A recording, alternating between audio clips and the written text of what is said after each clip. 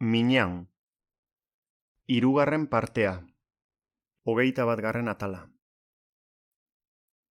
Goiz batean, Ibrahima, gaur programa bat prestatuko dut, esan zidan barik. Jainkoari otoitz egin diot segurua izan dadin, nahiko nuke zu ere ontziratzea.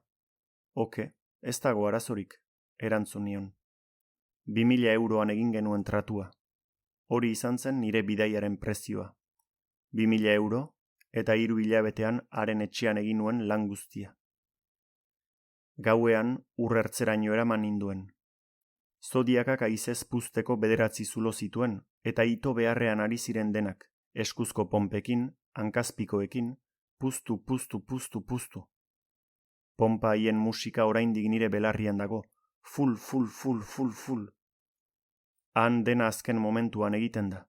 Zodiaka puztu, motorra lotu, iparrorratz bat eman, eta uretara bultza. Bazoaz. Ez, zaude, oraindik ez, gauza bat ahaztu zait.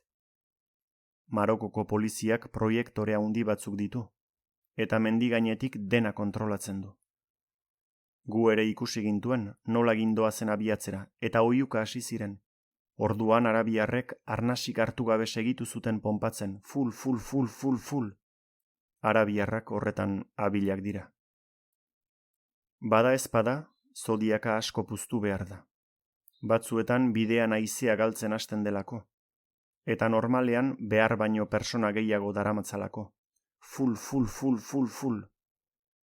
Gu 53 persona ginen, haurrak, emakumeak eta gizonak. Motorra lotu, iparrorratz bat eman, eta uretara bultza. Bazoaz, orain bai, zoriaren atzaparretan zaude. Begiratzen duzu 4 aldeetara, eta dena da gauza bera. Itsasoa. Eta zu etzara inoiz haren gainean eseri. Orduan, motorra itzaltzen da. Kapitainak martxa aldatu diolako, edo batek daki zergaitik, baina motorra itzali zen. Zintzilik zegoen aritik tiraka hasi ziren, tira. Etxi arte tiratu zuten. Azkenean motorra berriz arrankatu zen, eta aurrera egin genuen, lurrertzetik urrun. Han, berriz begiratzen duzu 4 aldeetara, eta dena da gauza bera. Itsasoa. Eta zuk ez dakizu igerian. Orduan, iparrorratza izorratzen da. Abiatu aurretik arabiarrak esplikatu zigun.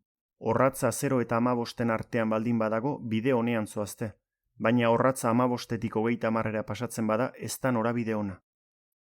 Eta nik ez dakit zer gertatu zen, baina norbaitek esan zuen, iparrorratza kalatu da. Eta orduan zenbakiri gabe segitu genuen aurrera, nora gindoa zen ezkenekiela. Itsasoaren erdian desagertu ginen. Han, begiratzen duzu berriro 4 aldetara, eta dena da gauza bera. Itsasoa. Eta urrazpitik haragi puska handi batzuk ateratzen hasten dira. Lehenik igo, eta gero jaitsi. Norbaitek esan zuen, dedofean. Baina nik enuen hitz hori sekula entzun, eta ikaratu egin nintzen. Uste nuen gainera zetozkidala. Nire izpiritua hegaldaka iratu zen.